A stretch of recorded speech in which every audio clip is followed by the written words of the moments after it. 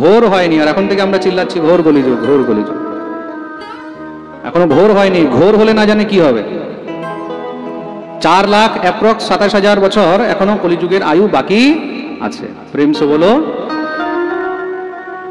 অষ্টাবিংশতিতমে কলি যুগে কলি প্রথম চরণে, প্রথম চরণ চলছে এখন। একটি জিনিস সংকল্পের মধ্যে বলা হয়। জম্বুদ্বীপে ভরতখণ্ডে ভারতবর্ষান্তর্গতে आर्यावर्तैक देशांतर्गते पश्चिम बंगाल प्रदेशे हुगली नाम्नी जनपदे नवासन नाम्नी ग्रामे अमुकामुक स्थाने अमुकामुक गोत्र उत्पन्नस्य अमुकामुक नाम्नस्य अमुकामुक कर्माहम करिष्ये। संकल्प करा है ना, प्रेम से बोलो। আমি একবার, আচ্ছা, অনেক সময় ব্রাহ্মণরা পুজো যা করায় ওগুলোর মধ্যে দোষ দেখতে নেই, এটাও মনে রাখবে। কিন্তু আপনি কোথাও গেছেন, ব্রাহ্মণ কোনো পুজো করাচ্ছে, যদি কিছু ভুলভাল মন্ত্র বলে ওটার মধ্যে দোষ দেখতে, এটাতেও কিন্তু দোষ হয়, অপরাধ হয়। আমি একবার নাসিক গেছিলাম। নাসিক শুনেছেন তো আপনারা? মহারাষ্ট্রে নাসিক, ত্রম্বকেশ্বর, দ্বাদশ জ্যোতির্লিঙ্গের মধ্যে একটা জ্যোতির্লিঙ্গ আছে। তা সেই নাসিকে ত্রম্বকেশ্বর মন্দিরের উপরে ব্রহ্মগিরি পর্বত আছে, যেখানে গোদাবরী নদী বেরিয়েছে। তা সেই গোদাবরী নদীর উদ্গম স্থান গোমুখ, যেখান থেকে নদীটা বেরিয়েছে, আমি ওই পাহাড়ে উঠেছি।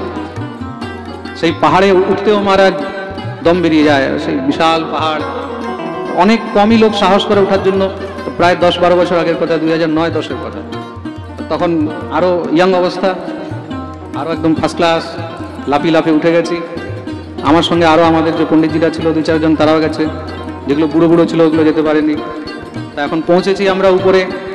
ওইখানে গিয়ে যখন পুজো করাচ্ছি, ওখানে মন্দির ছিল, একজন ব্রাহ্মণ ওইখানে পুজো করাচ্ছে। যখন পুজো করাচ্ছেন উনি ভুলভাল মন্ত্র বলছেন। তা যখন ভুলভাল মন্ত্র বলছে, তা আমাকে খুব ইয়ে লাগলো। একটা বয়স কম, তার মধ্যে আবার মহারাজ অল্প বয়সে পণ্ডিত হলে যা হয়। প্রেম সে বলো রাধে রাধে। ভুলভাল মন্ত্র বলছে। তা আমি ওকে বললাম, পণ্ডিতজি থোড়া সহি মন্ত্র বলিয়ে। তা আমি যখন এসেছি ওখান থেকে, বাবাকে বললাম, বাবা এরকম এরকম। বাবা আমাকে খুব বকলেন, তোমার বুদ্ধি ভ্রষ্ট হয়ে গেছে, এই হয়ে গেছে, ওই হয়ে গেছে। কখনো ব্রাহ্মণের দোষ দেখতে নেই, তুমি যা জানো ঠিক আছে, কিন্তু যখন অন্য কারোর কাছে যাবে তখন ভাববে যে আমি অজ্ঞানী, আমি কিছু। গুরুজনদের কাছে কেন মহারাজ সবসময় যাওয়া উচিত? গুরুজনদের কাছ থেকে জীবনে অনেক কিছু জানা যায়। ওই যে আমাকে বাবা একটি কথা বললেন, সেদিন থেকে জীবনে আর কোনোদিন কোনো ব্রাহ্মণের, কোথাও কোনো পণ্ডিতের আমি ভুল দেখি। আমি দেখছি যে ভুলভাল মন্ত্র পাঠ করছে বা ভুলভাল জপছে বা কিছু করছে, কখনো না, না, সেটা তার কাজ। সে যদি ভুল বলে, তার দোষী বা তার অপরাধ সে নিজে ভোগ করবে, কিন্তু তুমি কখনো দেখতে যাবে। প্রেম সে বলো। অনেক সময় এরকম অনেক জায়গায় হয়, আমরা অনেক কিছু জানি, কিন্তু জেনেও সামনে যদি দেখি সেখানকার অধিকারী, মন্দিরের পূজারী বা কেউ যদি কোনো প্রকারের কিছু ভুল মন্ত্র ইত্যাদি পাঠও করছে, সেখানেও কোনো সময় কোনো টিকা টিপ্পণী করতে নেই। এটাতে দোষ হয়, তীর্থ দোষ হয়। কিন্তু তীর্থে গিয়ে তীর্থ পুরোহিতদেরও দোষ দেখতে নেই। প্রেম সে বলো রাধে রাধে।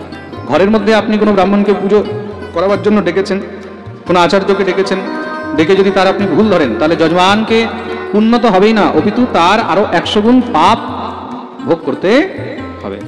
তার জন্য কোনো আচার্যকে, কোনো ব্রাহ্মণকে নিমন্ত্রণ করার আগে তার যোগ্যতাকে দেখে নেবে, তার যোগ্যতা দেখেই তাকে নিমন্ত্রণ করবে। আর কোনো তীর্থে গেলে সেখানে যে যেরকম ভাবে পুজো করাচ্ছে, সেটাকে ভগবত স্বরূপ মনে করে গ্রহণ করবে। প্রেম সে বলো রাধে রাধে। অনেক জায়গায় এরকম এরকম যজমান হয়, যাদেরকে পুরো ভাগবত মুখস্থ আছে। কি কাকাজি, ঠিক না? অনেক জায়গায় এরকম এরকম যজমান হয়, যাদেরকে পুরো চণ্ডী পাঠ মুখস্থ আছে। হ্যাঁ, দেখা গেল ব্রাহ্মণ পাঠ করছে, ব্রাহ্মণের সঙ্গে যজমানও একদম পুরো ফুল স্পিডে চণ্ডী পাঠ করছে। অনেক জায়গায় এরকম দেখা যায়, ব্রাহ্মণের সঙ্গে যজমানও বেদ পাঠ করছে। হ্যাঁ, ব্রাহ্মণ এদিকে পাঠ করছে, এদিকে যজমানও পাঠ করছে। তা এখন সেখানে যদি এখন যজমানকে যদি পুরো জ্ঞান থাকে, আর ব্রাহ্মণকে যদি কম জ্ঞান থাকে, ব্রাহ্মণ তো ঘাবড়িয়ে যাবে। ঘাবড়াবে না? পণ্ডিত তো সেখানে ঘাবড়িয়ে যাবে। ভাই, এখন আমিও এখানে গ্রন্থ খুলে বসেছি, ওখানে দেখা গেলো যজমানও গ্রন্থ খুলে বসেছে, তো সেখানে তো ঘাবড়িয়ে যাবে। যদি কিছু কমি থাকে, তাহলে কমি না থাকলে তো ঘাবড়াবার কোনো মানে নেই। এরকম অনেক জায়গায় হয়, কিন্তু কখনো নিজের আচার্য, ব্রাহ্মণ, পুরোহিত ইত্যাদিদের ভুল বা দোষ দেখতে নেই। এটাতে কি হয়? কার্যের সিদ্ধি হানি হয়। আপনি যে কাজের জন্য সংকল্প করেছেন সেটা নষ্ট হয়। প্রেম সে বলো রাধে রাধে। তার জন্য পুজো পাঠ ইত্যাদি করাবার জন্য উচিত বিদ্বানদেরকেই ডাকা উচিত। বলিয়ে ভক্তবৎসল ভগবান কি। তার জন্য যখনই কোনো ঘরের মধ্যে পুজো হয়, পাঠ হয়, তখন সব থেকে আগে সংকল্প করা উচিত। কি করা উচিত? সংকল্প। সংকল্প করলে কি হয়, আপনি যেই সৎকর্ম করলেন সেই সৎকর্মটা আপনার রেজিস্টার্ড হয়ে যায়। সৎকর্ম আপনার রেজিস্টার্ড হয়ে যায়। এই সংকল্পের মানে কি, আপনি অমুক কল্পে, অমুক মন্ডন্তরে, অমুক যুগে, সেই যুগের অমুক চরণে, তার মধ্যেও অমুক বছর, অমুকামুক সংবৎসরে, অমুক মাসে, সেই বছরে অমুক মাসে, অমুক পক্ষে, সেই পক্ষে, অমুক বাসরে, সেই বারে, অমুক বারে, অমুক তিথৌ, অমুক তিথিতে, অমুক নক্ষত্রে, অমুক নক্ষত্রে, অমুক যোগে, অমুক যোগে, অমুক কারণে, এমন এমন সময় অমুক ব্যক্তি যে অমুক গোত্রে উৎপন্ন হয়েছে সে এই সৎকর্ম করিয়াছে। এটা রেজিস্টার্ড হয়ে গেল। পুণ্য কিভাবে আমাদের সঞ্চিত হয় বুঝতে পারলেন জিনিসটা? আমরা যে পুণ্য করি এই পুণ্যগুলো এইভাবেই সঞ্চিত হয়। প্রেম সে বলো রাধে রাধে। বলিয়ে ভক্তবৎসল ভগবান কি। আর এই সংসারের যেই কোনো বস্তুর যদি মানুষের কাছে একটু বৃদ্ধি হয়ে যায় তখনই অভিমান শুরু হয়ে যায়। মনে রাখবে, একটু বল হলে শরীরে তার অভিমান হয়। আচ্ছা কি করবে, আমার এক ধাক্কা দিয়ে ফেলে দেবো। ওরে বাপ রে। প্রেম সে বলো, শরীরে বল হলে তার অভিমান, একটু বেশি টাকা পয়সা হয়ে গেলে তখন তার অভিমান, অর্থাভিমান। কারোর আবার জ্ঞান হয়ে গেলে সেই জ্ঞানের অভিমান। কেউ আবার দেখতে একটু সুন্দর হলে তার অভিমান হয়ে গেল, জানিস আমি কত সুন্দর। তারপরে দেখবে মহারাজ, হ্যাঁ বলে অমুক ছেলে পছন্দ নেই, অমুক মেয়ে পছন্দ নেই, কেন আমার মতন ম্যাচিং হচ্ছে। দেখা গেল ম্যাচিং দেখতে দেখতে বুড়ো হয়ে যাচ্ছে, করে নেই এবার ম্যাচিং। প্রেম সে বলো রাধে রাধে। বেশি সুন্দর হলে রূপের অভিমান, বলের অভিমান, অর্থের অভিমান, জ্ঞানের অভিমান, কখনো কখনো সাধকের নিজের সাধনারও অভিমান হয়ে যায়। আর এইসব তো ছাড়ো মহারাজ, অনেক সময় মানুষের ভালো কাপড় পরলে কাপড়েরও অভিমান হয়ে যায়। জানিস এই কাপড়টার দাম কত? কেউ যদি জিজ্ঞাসা না করে তাও 10 জনকে বলে বেড়ায়, জানি 10,000 টাকা কিনেছে, তাই তো? প্রেম সে বলো। ভালো একটা বাড়ি বানালে তারও অভিমান হয়ে যায়, দেখবে সবাইকে বলে বেড়াবে, জানো এই বাড়িটা অনেক ভালো ইঞ্জিনিয়ার দিয়ে বানিয়েছে, ইটালিয়ান মার্বেল লাগিয়েছে, বোম্বে থেকে সব লাইট এসেছে। আহা, अभिमान। अभिमान बहुत खराब जिनिस। दुनिया का सबसे बड़ा नशा जो है ना वो अभिमान है। अहंकार का नशा ही अलग है। प्रेम से बोलो। अभिमान থেকে বড় নেশা এই সংসারে আর কিছু। এটা এমন নেশা যেই নেশাতে মহারাজ হোশও থাকে না যে আমি নেশায় আছি। Without alcohol, the dangerous thing. প্রেম से बोलो রাধে রাধে। তার জন্য এই সংসারে সাধকদেরকে, ভক্তদেরকে সবসময় অভিমান থেকে বেঁচে থাকতে বলা হয়েছে। মহাপ্রভু আগেই সাবধান করে দিয়েছেন, অভিমানম সুরাপানম গৌরবম ঘোররবম প্রতিষ্ঠাসু করিয়েবিষ্ঠা ত্রয়ম ত্যক্ত্বা সুখী ভবে। অভিমানম সুরাপানম, অভিমান হলো সুরাপানের সমান। শ্রী সুখদেব প্রভু বলছেন, পরীক্ষিত যতক্ষণ পর্যন্ত তুমি সংসারের জন্য করতে পারছো ততক্ষণ তোমার দাম আছে। যেদিন তুমি করতে পারবে না সেদিন এইভাবেই তোমাকে সব ছেড়ে দিয়ে চলে যাবে। প্রেম সে বলো। যেদিন তুমি বিছানায় পড়ে যাবে না, তোমার সেবা করতে হবে।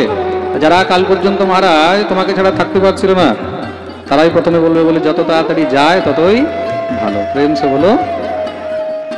এটা হলো সংসার। 1000 বছর পর্যন্ত গজরাজ গ্রাহের মধ্যে যুদ্ধ হয়েছে।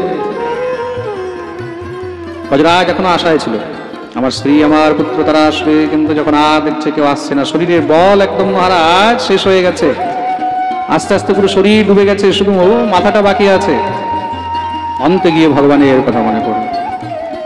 জীবন্ত সময় যদি গোবিন্দকে ডাকে তাহলে নিশ্চয়ই ভগবান তার উদ্ধার করেন। কেন? अपबल तपबल और बाहुबल, चौथो है बलदाम, सूर किशोर कृपा सो सब विधि, हारे तो हरिनाम। सुनो री मैंने निर्बल के बलराम।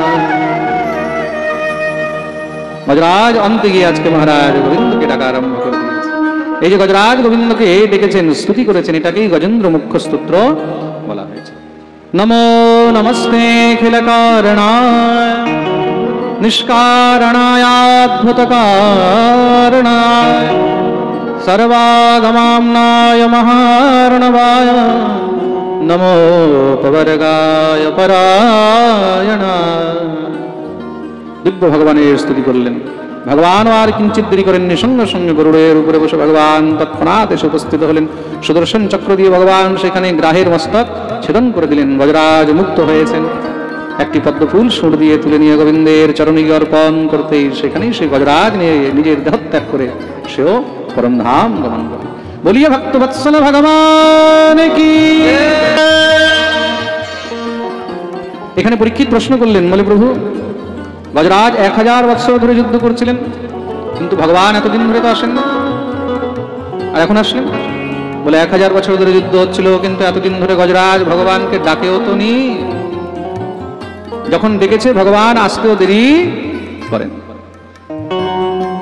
কুরুসভায় দ্রৌপদীর বস্ত্র হরণ হচ্ছে, দ্রৌপদী সবাইকে ডাকছে, 5 আমার প্রতীক, তাদের থাকতে কে আমার বস্ত্র হরণ করতে পারবে?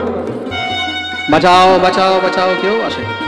এত বড় বড় জ্যেষ্ঠগণ, গুরু দ্রোণাচার্য, কৃপাচার্য, পিতামহ ভীষ্ম, তাদের সামনে কি আমার বস্ত্র হরণ করতে পারে, আমাকে লগ্ন করতে পারে? না। তাদের কাছে হাত জোড় করে প্রার্থনা করছেন, কেউ মাথা উঠিয়েও তাকাবার সাহস করলেন। কিন্তু যখনই অন্তে গিয়ে গোবিন্দকে ডেকেছেন, দুই হাত তুলে দিয়েছেন, প্রভু এই শরীর আপনার, আর এই লজ্জাও আপনার। শ্রীকৃষ্ণ দ্বারিকাবাসন কৃষ্ণ গোপী জনপ্রিয়, করবে পরিভূতা মাম কিম ন পশ্যসি কেশব। এই গোবিন্দ, এই কুরুসভার মধ্যে আজকে আমার সঙ্গে কি হচ্ছে তুমি কি দেখতে পাচ্ছ না? রক্ষা করো, রক্ষা করো। ভগবান কিঞ্চিত দেরি করেননি, সঙ্গে সঙ্গে ভগবান দৌড়ে চলে। ভগবান তো তৈরি হয়ে বসে আছেন, কিন্তু ভগবানকে ডাকার লোক কোথায়? कौन कहता है भगवान आते नहीं, सच तो ये है कि हम बुलाते नहीं।